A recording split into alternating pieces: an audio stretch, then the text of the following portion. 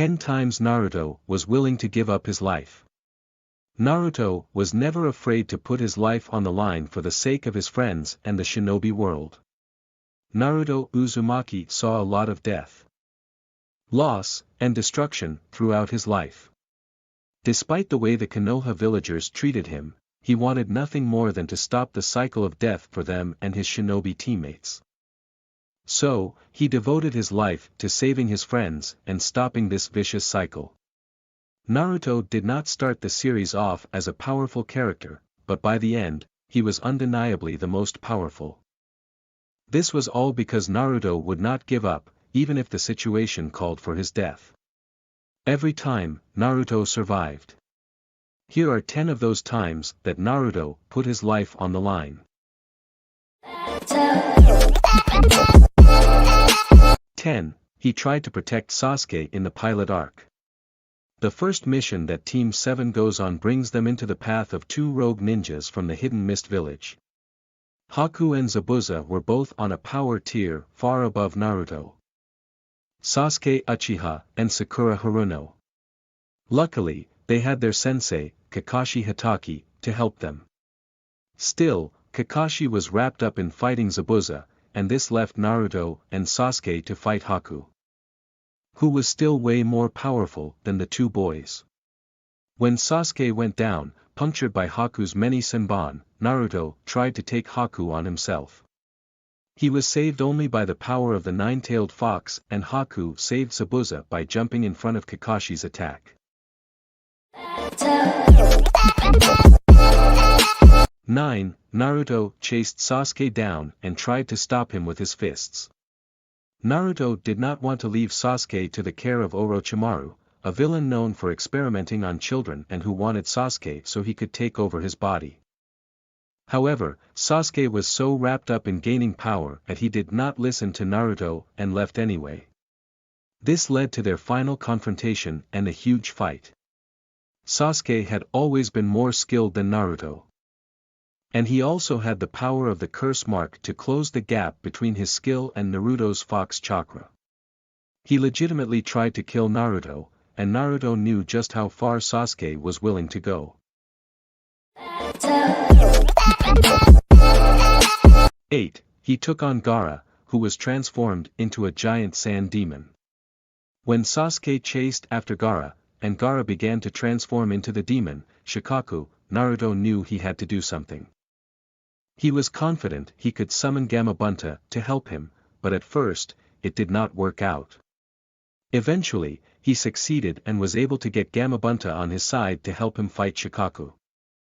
This was Naruto's first big fight, but it would not be the last time he would fight on such a scale. Still, he was able to prove himself despite the obvious danger. 7. He fought Orochimaru and Kabuto as a child. Naruto is infamous for getting into fights with people way older, more experienced, and stronger than him, and when Tsunade was in trouble, Naruto did it again. Not only did he want Tsunade to believe in him, but he also needed her back in the village to save his friends. So, he fought Kabuto. There was no hope that Naruto would win. Kabuto could heal himself, and both he and Orochimaru were well aware of his fox chakra. However, his efforts were enough to bring Tsunade around and she joined the fight. 6. He chased Deidara down to save Gaara. The Jinchuriki, which include Gaara and Naruto, house the tailed beasts, and because of this, many seek them out to use them as weapons or to extract the tailed beasts from them, which would result in their deaths. So, when Gaara was taken, Naruto had to save him. When the team finally caught up to Sasori and Deidara, Naruto ran after Deidara, who was trying to escape with Gaara's body. This left Sakura to fight Sasori. And it resulted in a confrontation between Naruto and Deidara that Naruto only held his own in due to his fox chakra.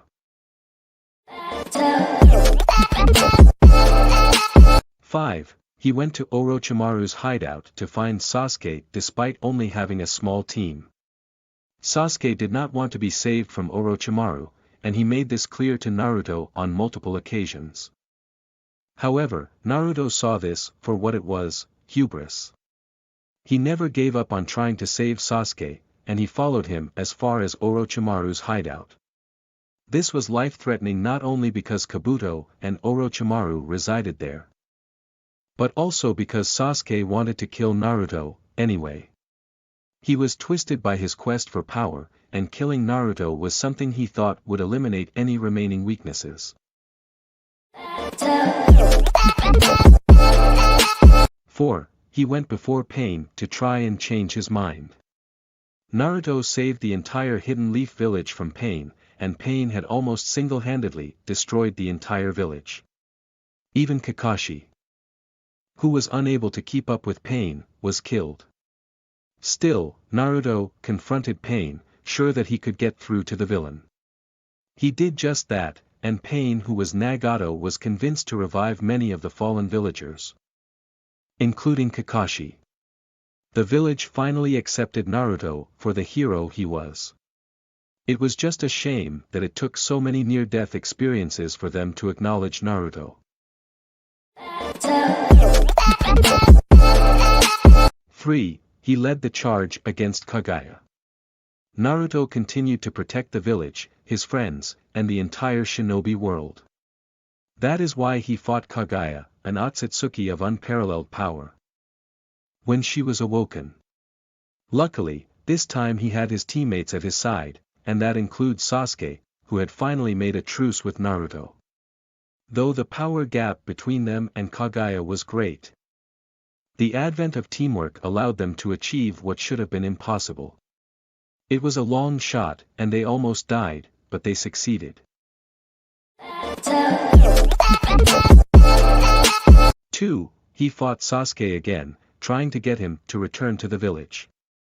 One would have thought that after stopping the end of the world as they knew it, Sasuke would have worked together with the Hidden Leaf village, or at least stopped his murderous rampage against Naruto.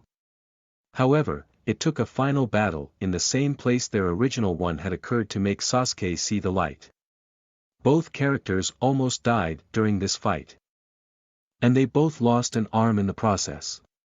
In the end, though, Sasuke acquiesced to Naruto and returned to the Hidden Leaf village as an ally. 1. He protected the entire village from the Otsutsuki on multiple occasions.